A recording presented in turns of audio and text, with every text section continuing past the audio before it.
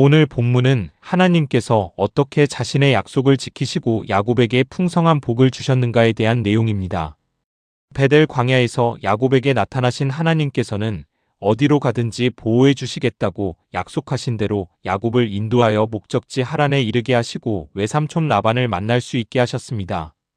오늘 본문은 라반의 집에서 객지 생활을 하는 야곱이 어떻게 결혼하게 되었으며 어떻게 후손을 얻게 되었는가를 설명하고 있습니다. 하나님은 베델에서 약속하신 대로 함께해 주시고 보호하셔서 야곱을 평안히 목적지인 하란에까지 이르게 하셨습니다. 하란에 도착한 야곱은 우물가에 양을 치는 목자들이 있는 것을 보고 그곳에 갔습니다. 팔레스타인에서는 물이 귀해서 목자들은 일정한 시간을 정해놓고 함께 우물에 모여 공동으로 양들에게 물을 먹였습니다. 우물가에서 목자들을 만난 야곱은 그들에게 나홀의 손자 라반을 아느냐고 물었습니다. 야곱은 목자들을 통해 라반의 소식과 이곳에 그의 딸인 라헬이 양을 몰고 온다는 말을 듣게 됩니다. 야곱은 라헬이 오는 것을 보고 우물 입구를 막은 큰 돌을 들어 다른 장소에 놓았습니다.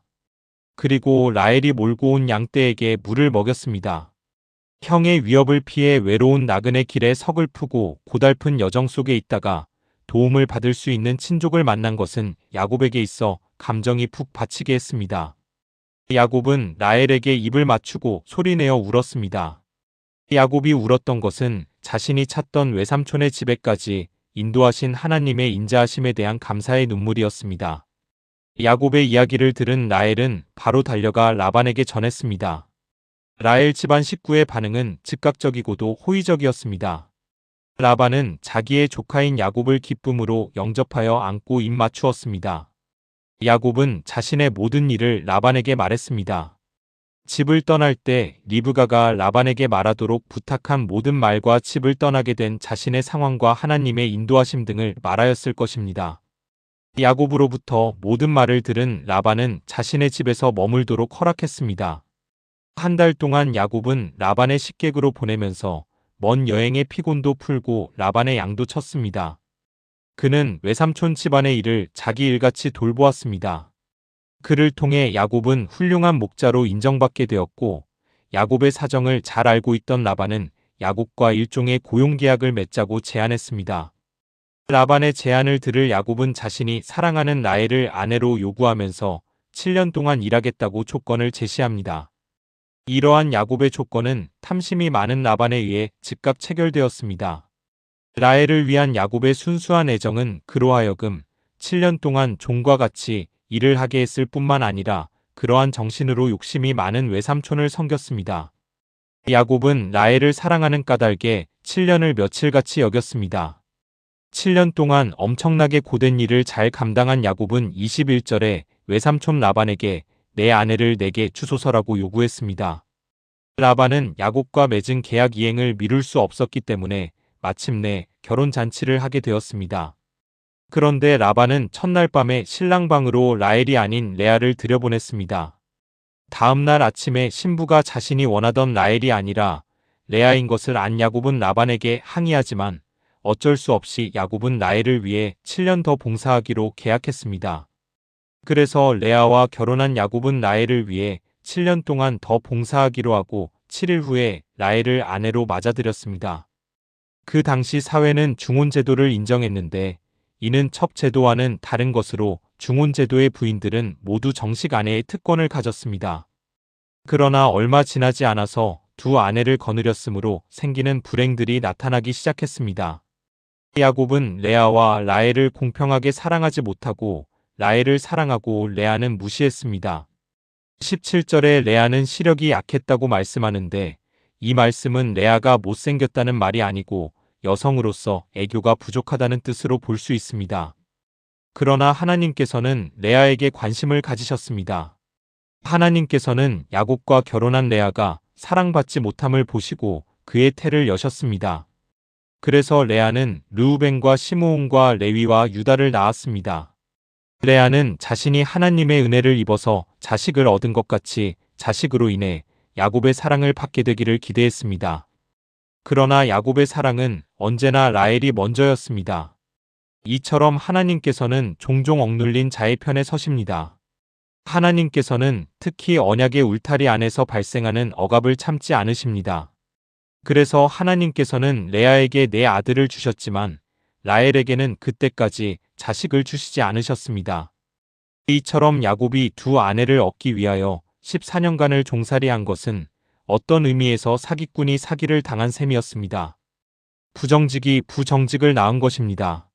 이러한 부정직으로 야곱은 하나님의 언약을 위해서 부름받았다는 믿음에 이르기까지 이후에도 수없이 고난을 당해야만 했습니다. 믿음의 백성에게 고난은 까닭없이 일어나는 것이 아닙니다. 모두가 하나님을 하나님으로 인정하기까지 주시는 은혜의 밑거름인 것입니다. 우리가 하나님을 부정하면 할수록 하나님은 더욱 우리에게 다가오시고 그럴수록 세상으로 향하려는 우리의 고난은 클 수밖에 없습니다.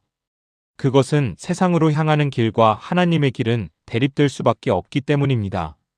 그러므로 성도의 고난은 하나님께로 더 빨리 이르게 하는 지름길입니다. 말씀을 맺습니다. 야곱이 결혼한 두 여인 중에서 장차 그리스도가 태어나는 계보의 어머니가 되는 위대한 특권은 라헬이 아닌 레아에게로 돌아갔습니다. 이것은 레아가 라헬보다 더 하나님을 의지했음을 보여줍니다. 야곱의 총애를 받았던 라헬은 느긋했지만 레아는 자신의 부족한 부분을 믿음으로 메꾸어 나갔습니다. 야곱의 사랑을 받지 못한 레아는 결혼 후 몇 년 동안 자기 남편 집을 다스리시는 언약의 하나님 여호와를 깊이 의지합니다. 레아가 괴로움 중에 여호와를 찾은 사실은 아들들의 이름을 지은 것에서 나타납니다. 르우벤, 시므온, 레위, 유다란 이름들은 모두가 여호와의 이름과 관련이 있었습니다. 레아는 네 번째 아들이 태어났을 때 그 아들의 이름을 유다라고 함으로써 여호와를 특별히 찬양했습니다. 먼 훗날 그리스도가 유다의 계보에서 태어나게 되는 것도 우연은 아니었습니다. 또한 오늘 본문의 사건은 아브라함과 이삭을 거쳐 계승되던 하나님의 언약이 야곱에게 이르러 본격적으로 성취되어 가기 시작됨을 보여줍니다. 정말 허물 많은 야곱이었지만 하나님께서 아브라함과의 언약을 지키시기 위해 야곱이 참 믿음의 사람이 되기까지 사랑과 인애로 기다리고 또 기다려주셨습니다. 이 사랑의 하나님이 바로 지금 우리가 의지하는 하나님이심을 믿고 더 크신 은혜를 사모하며 말씀에 합당한 삶을 살기에 힘쓰는 우리 모두가 되어야겠습니다. 기도하겠습니다. 사랑과 은혜가 풍성하신 하나님 아버지, 오늘 창세기 29장의 말씀을 통해 우리의 계획과 기대대로 되지 않는 순간에도 하나님께서 여전히 일하고 계심을 깨닫게 하시니 감사합니다. 야곱이 라헬을 사랑하며 오랜 시간 수고했지만 예상하지 못한 어려움과 속임을 경험했던 것처럼 우리도 삶 속에서 뜻대로 되지 않는 일들을 만날 때가 있습니다. 그럴 때 낙심하거나 원망하기보다 하나님의 뜻을 구하며 인내하게 하옵소서. 또한 사랑받지 못한다고 느꼈던 레아의 아픔을 보시고 그의 삶을 돌보셨던 하나님, 우리의 외로움과 상처도 아시며 살펴주심을 믿게 하옵소서. 사람의 인정과 사랑만을 구하기보다 우리를 변함없이 사랑하시는 하나님 안에서 참된 위로와 만족을 누리게 하옵소서. 야곱이 긴 시간을 견디며 살아갔던 것처럼 우리에게도 기다림과 인내의 믿음을 허락하시고 힘든 과정 속에서도 하나님께서 우리의 삶을 빚어가고 계심을 믿게 하옵소서. 우리의 가정과 교회 안에 사랑과 이해가 넘치게 하시며 서로의 아픔을 돌아보고 품어주는 믿음의 공동체가 되게 하옵소서. 어떤 상황에서도 하나님의 선하신 인도하심을 믿으며 끝까지 주님과 동행하게 하옵소서. 우리의 모든 삶을 선하게 인도하시는 예수 그리스도의 이름으로 기도드립니다. 아멘.